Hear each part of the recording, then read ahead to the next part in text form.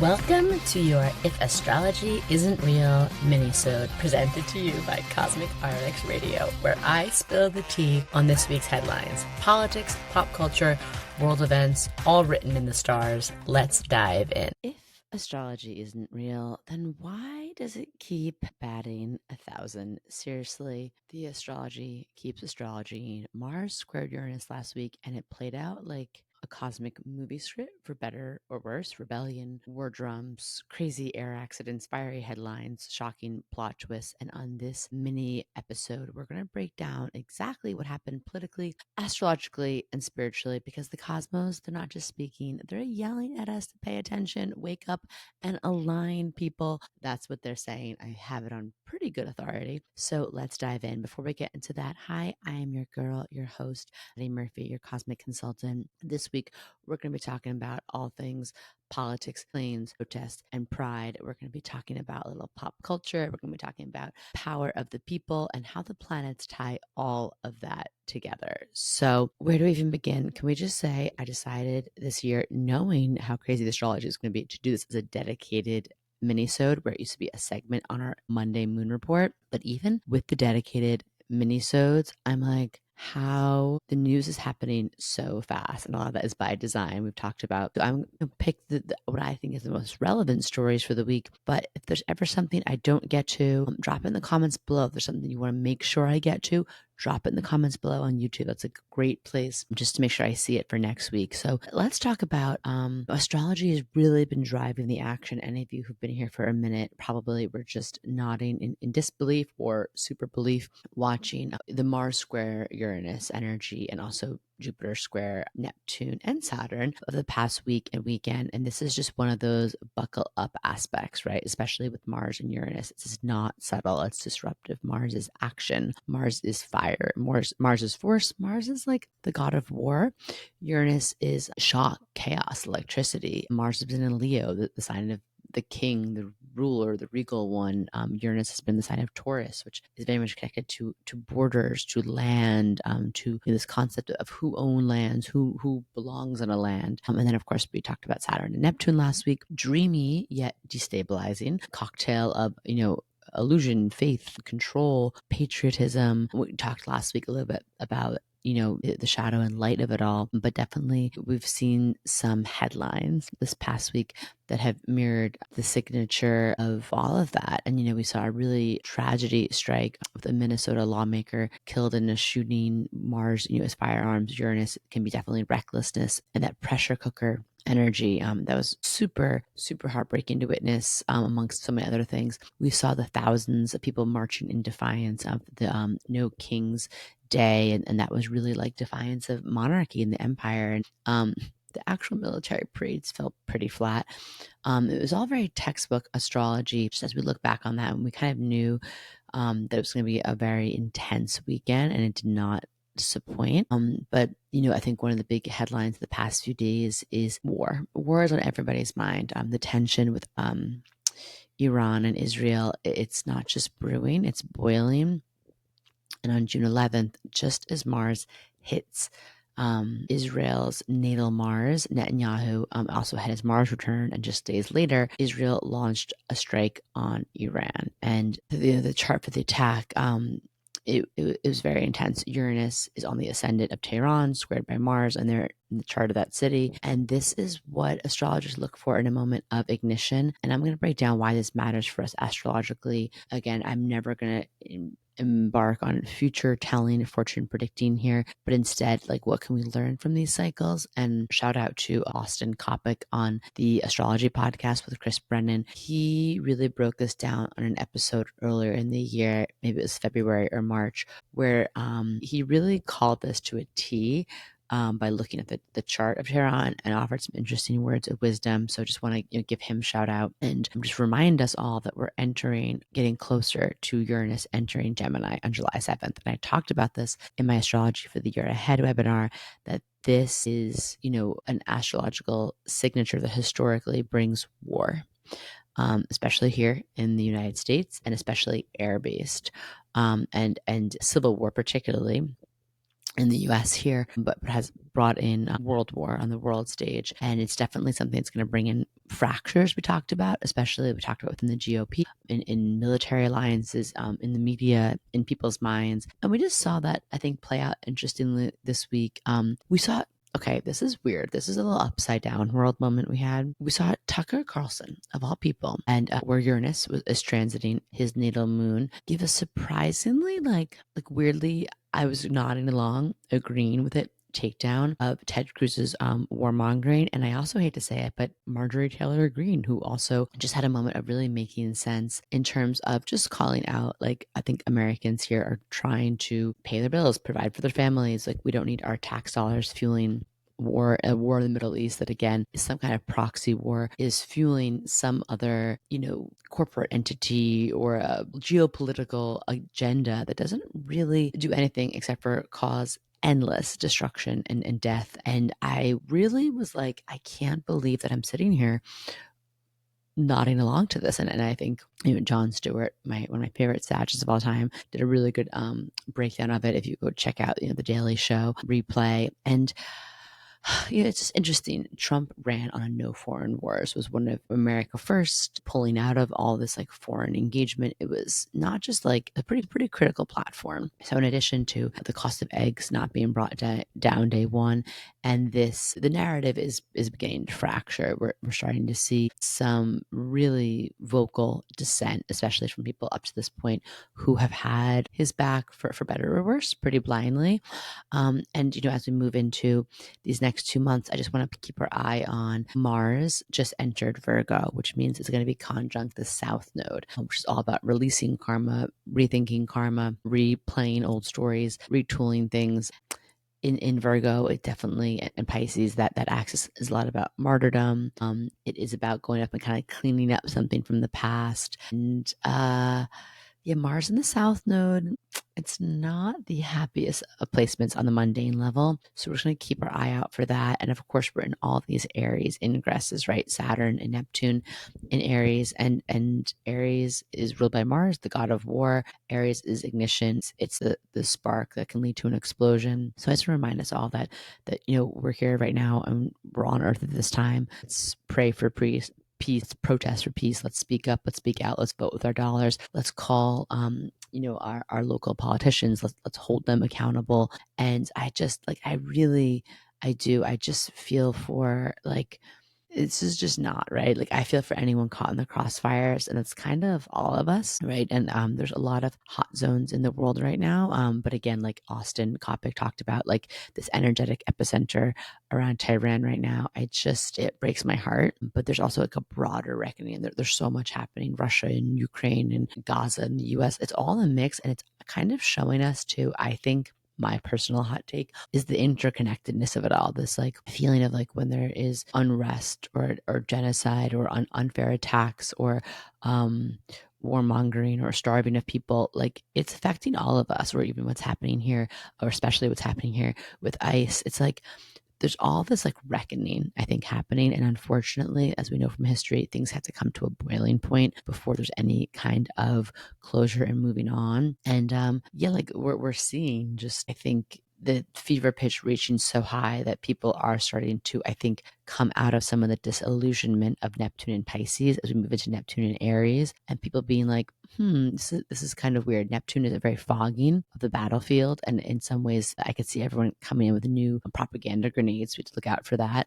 But we're also seeing just certain people speaking up, speaking out that you wouldn't expect. Like I said, I can't believe I agreed with anything that came out of Tucker Carlson's mouth, but here we go, a broken clock type of thing. But also, Trump is doing what Trump does, which is cannibalizing, right? The party, like he's throwing Tulsi Gabbard under the bus. He's being very reckless. And it's sort of, with Uranus entering Gemini, he's a Gemini, as we know, as the president of the United States.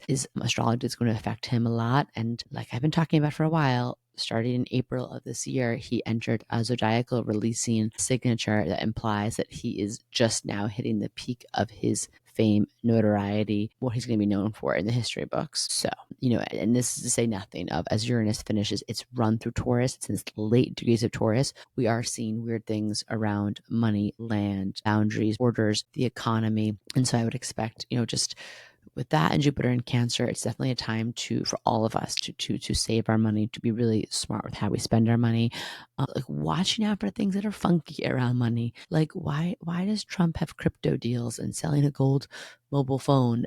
What's happening? This is weird, right?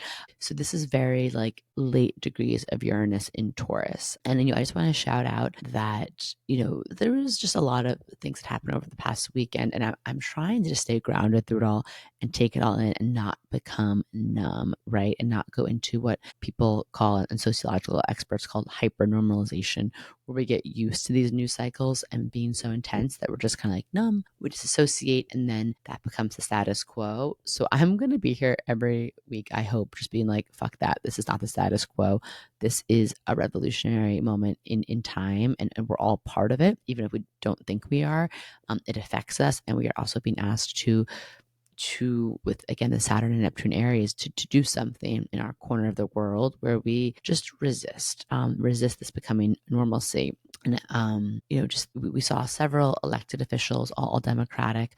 We've seen Judge Hannah Duggan, Representative LaMonica McIver, Senator Alex Padilla, and then I'm from New York City, our very own comptroller Brad Lander, all being arrested or detained recently for speaking up out against, interfering with, or just being there in certain moments having to do with, ICE and their protocols. And this is like just very alarming. I don't want us to ever think this is normal. This is elected officials, politicians being arrested for trying to intervene, to speak out, or to stop what is really this government slip into authoritarian control, right? Our country is founded on checks and balances, on due process. The things that are happening, especially with ICE right now, there's no due process. I'm watching video footage of, again, Brad Lander being arrested, and they're not explaining why. That's part of, first of all, I don't even really understand ICE's enforcement if they're allowed to arrest people, especially like if they're here to do immigration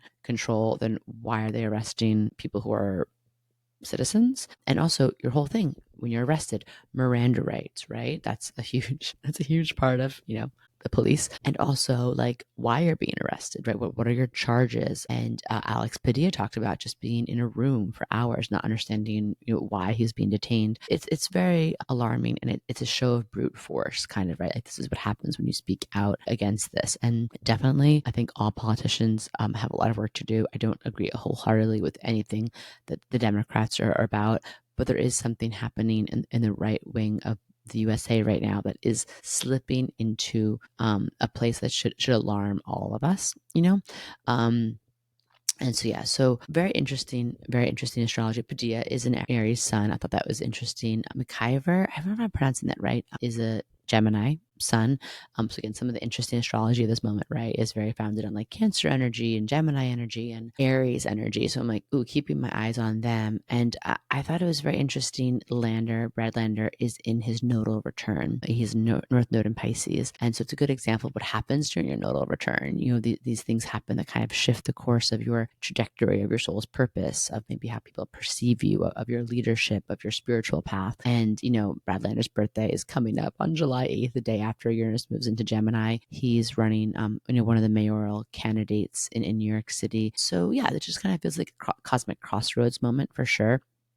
And I feel like these are the moments that, when you're in a nodal return, you realize like why your soul signed up for this journey of being a human. So let's just, we'll keep our eyes on that and kind of see what's happening there. And again, if you're in your nodal return, you might experience maybe not that big of a dramatic moment, but you might have these moments where you're really being asked to step up. What are you made of? Who are you here to be? What would you believe in?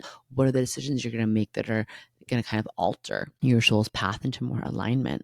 Yeah. So shout out to anyone who was able to march this past weekend, or shout out to people holding it down at home. I had a lot of mom groups saying, we can't be out there holding the megaphones, but we're at home holding the babies and trying to raise, better citizens, or for a lot of reasons, people working, immunocompromised, couldn't be out there in the streets, but I know that your heart is there. And I think they're already planning another one for July 17th. And just a reminder, the astrology is so spicy. If you're going to be out protesting, just being really safe, keeping your wits about you, not inciting or engaging in any kind of violence, being careful with your identity, and just really supporting each other, having everyone's back is going to be the key to all of this, the cosmic key. So yeah, the astrology is so real. The revolution is feeling so spiritual right now. There's so much truth written in the stars. There's so much that we can learn from this moment in time where we're at this big crossroads, right? And all this is happening. I didn't even bring it up, but up against the Pluto in Aquarius of it all. So I'm intrigued on pop culture and the main stage. If anything happened this week that you're interested in, that you want to hear about or coming up. The only thing that I thought was interesting enough to talk about was just I saw Lady Gaga came out with a new look, a new album, and I was just thinking like, is this like Saturn, Neptune, and Aries? Kind of interesting. And of course, the passing of Brian Wilson. My dad, always was very big into like music education in our household. And he still is. He's such a double Gemini. The variety of music we listen to, he came to visit me this past week, and we were listening to Italian op, then we were listening to Korean pop, K-pop, then we were listening to Mandarin morning music, and then like chill, like meditative music. And then we were listening to like Spanish hip hop. It was just like, I actually couldn't even keep track, classic double Gemini energy, but he always made sure that we had a diverse musical background, and he would really explain, about the stories of people and the music and the cultural relevance in the moment. And we would listen to an album as like a study. And so pet sounds in our household was part of that. And, just with Brian Wilson's chart, I don't like getting into the charts of people when they pass, but I will say that the Neptune in Aries moment and having his song, God Only Knows, trending at the top of the charts, it felt like this kind of Neptune moment where we're all feeling connected to music or just some kind of concept of God or the spiritual, the divine, even for people who are more muggle defining. But with the Jupiter and Cancer is about nostalgia and looking back. And I think it had a lot of people looking back, right, on his life, or looking back on where they were when this really, I'd say like pivotal and sort of cultural watershed moments, one of those albums that I think a lot of people who are alive during that time can look back on what they were doing, where they were when that album came out, or even people like myself who listened to it in my childhood. There's sort of this nostalgia in the air around it, and which I think is what these musicians and writers and the artists in a moment in time, what they really do, which is interesting, of like, they can plug us into like defining eras around their music. And music is one of those things that I think can really bring us back in time and really have us time travel in an interesting way. So that to me was interesting. And also to you watching and to the future, great writers and musicians and art makers and people who are already doing it. In his passing, I sort of felt this Saturn, Neptune, and Aries moving forward energy, Square Jupiter and Cancer, like a call to action for the next era of the soulful writers. And I talked about last week with the revolutionary artists and people who are making the media, the songs, the albums, the TV shows, the movies, the writing the books that are going to really cast new spells into our culture. And this is your time. If that is you, if that's something that you've been feeling called to do, let's effing go. Let's do it. Okay. So let me know in the comments below if you have any connection to Pet Sounds or to Brian Wilson, or if there's an album that sort of defined like your childhood.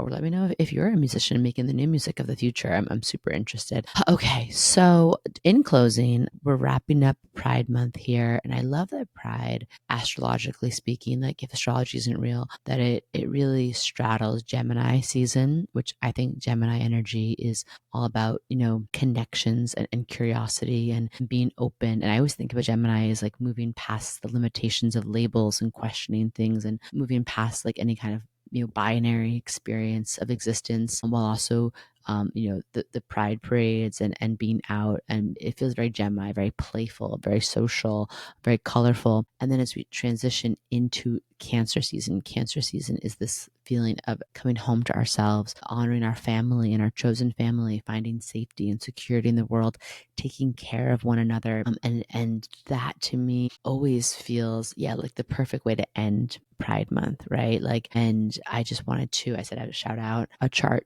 for Pride Month and just use it as an illustration of a way of not only amplifying a great leader and a voice in the LGBTQ liberation history, but also as something I always think it's interesting listening to people's charts of what can we learn about that for either this moment of time we're in, or if we carry similar astrological energies in our chart. So I want to honor today someone you've heard me talk about this podcast a lot, a Virgo icon of Black liberation, queer liberation, resistance, done in style, Marsha P. Johnson. This, I actually got a really good rundown. If you're a reader, if you like to read, on the astrofiend.blogspot, did a really beautiful write-up of this, and really speaks to, Marsha's chart. It really is, it's revolution in motion. This is pure planetary poetry, and the way her chart played out can teach us so much about, again, this moment in time we're in our own charts.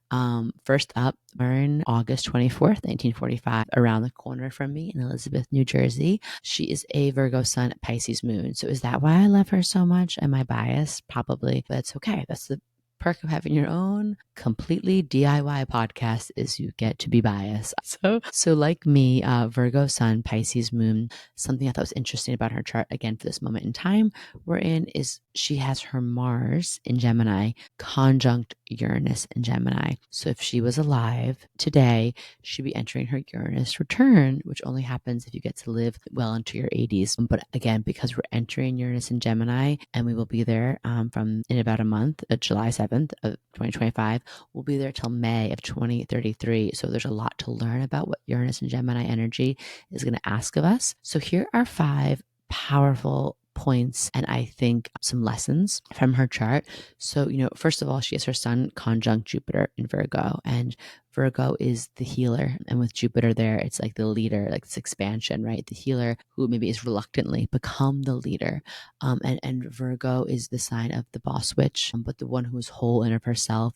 Virgo is the only sign associated with female form, human form in the zodiac. And there's a kind of a servant-based leadership archetype that I always associate with Virgo. And to me, reading about her story and learning about her whole life was devoted to service and the journey to help herself understand her wholeness while holding space for other people, making them feel whole. So again, if you have that Virgo energy in your chart, it's very demure, it's very mindful, but it also wants to really help people in some way, especially on this journey to understanding your innate wholeness, your sovereignty, your beauty. And then pairing that with the moon in Pisces, again, we're in North Node Pisces right now. So we're all being called into this moment of deep empathy, really boundless love, like a sensitivity, a empathy, like I've said to other people, but like a softness. But Pisces moons can bring up, as myself, like I know this, we can feel sometimes like we're not really made for this earth, like almost the emotional sensitivity can be really high, or we can feel kind of this pain of like, why can't we all just get along? Because Pisces moons really innately understand the unity that we have here on earth, the connectivity of all living beings, humans, animals.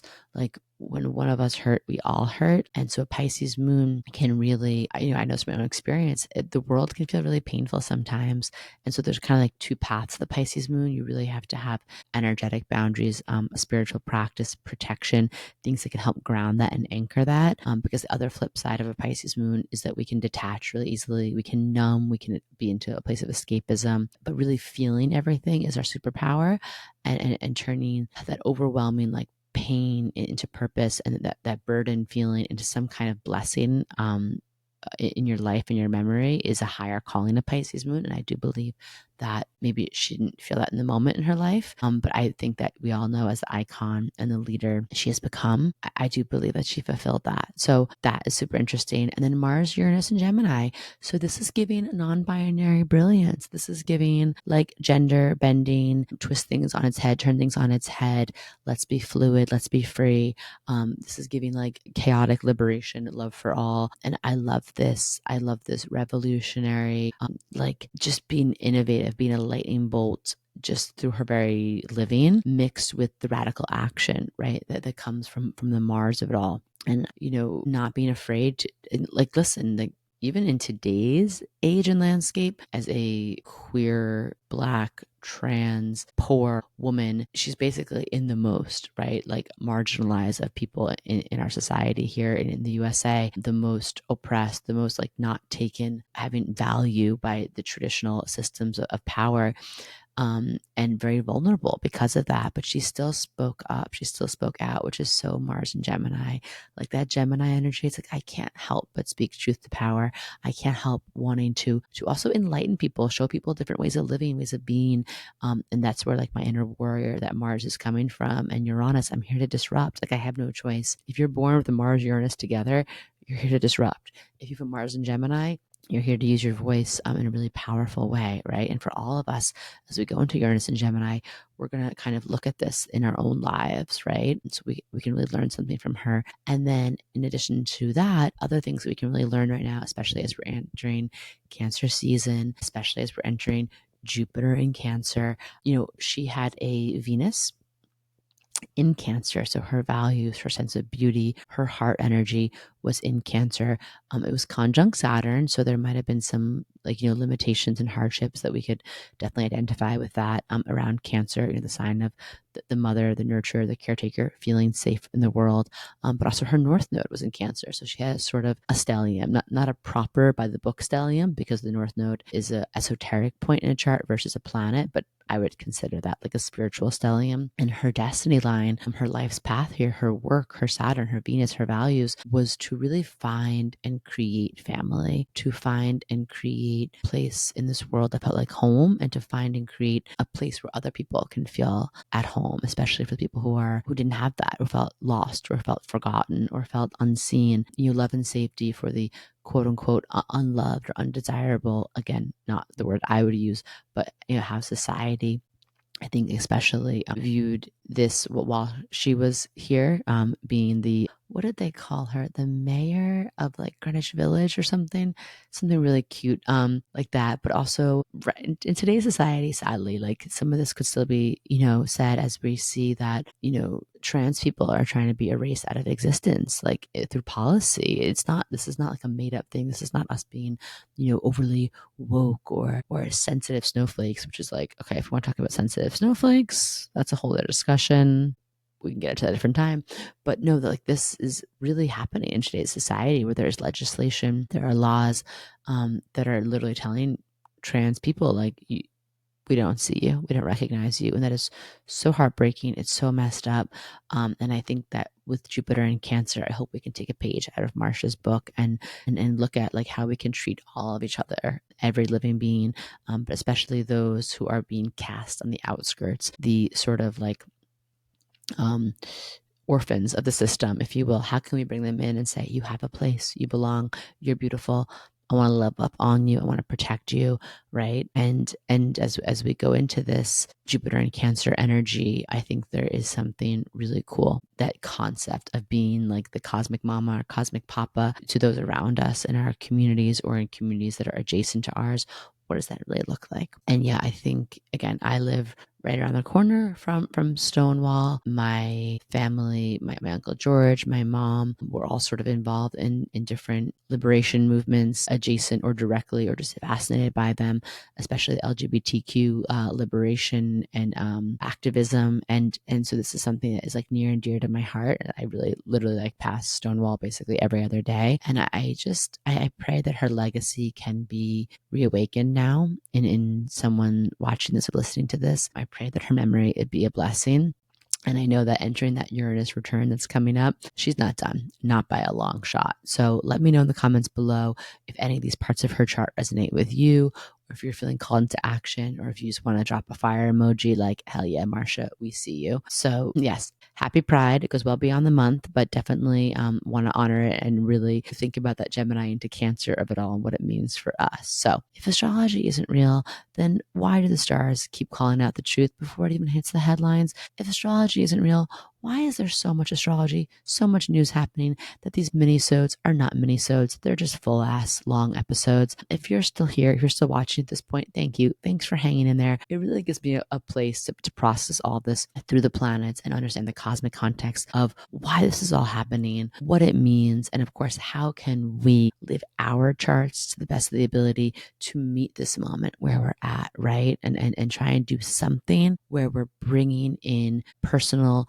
and planetary transformation for a better world. So, the cosmos are inviting you to pay attention, to track the transits, to stay curious, to stay kind, to stay courageous. And like I say, even if you're not down for the astrology, there's revolution happening, whether we want to admit it or not. And we might as well do it while having some, sharing some sacred giggles, while sharing some messages from the stars. So yeah, look at it. What is your chart calling you to do right now? Where are you being called to step into deeper alignment? Let's not just watch history, let's make it together, right? So love y'all. Thank you for being here again. Just stay cosmic. I'm sending you all so much love, wrapping you in stardust. Let me know in the comments below what's resonating, what you want to hear about next week, and I'll see you on the other side. Do you love getting your Cosmic RX for the week here and want more? Make sure to sign up for our premium subscription so you can get exclusive access to bonus podcast episodes, all of my astrology info for the month ahead, and live new and full moon calls to help you manifest your dream life with an intentional international community of other cosmic baddies. Sign up through our link in show notes. Thank you so much for listening to this episode. If you want to know more about Cosmic RX, head on over to thecosmicrx.com. And if you really love this show, I'd love it if you left a rating and review on Apple Podcasts or wherever you listen to podcasts. I super love hearing from you and reading your reviews. All right, you cosmic baddie, tune in next week. And until then, remember, love yourself fully, work your magic, and take no shit.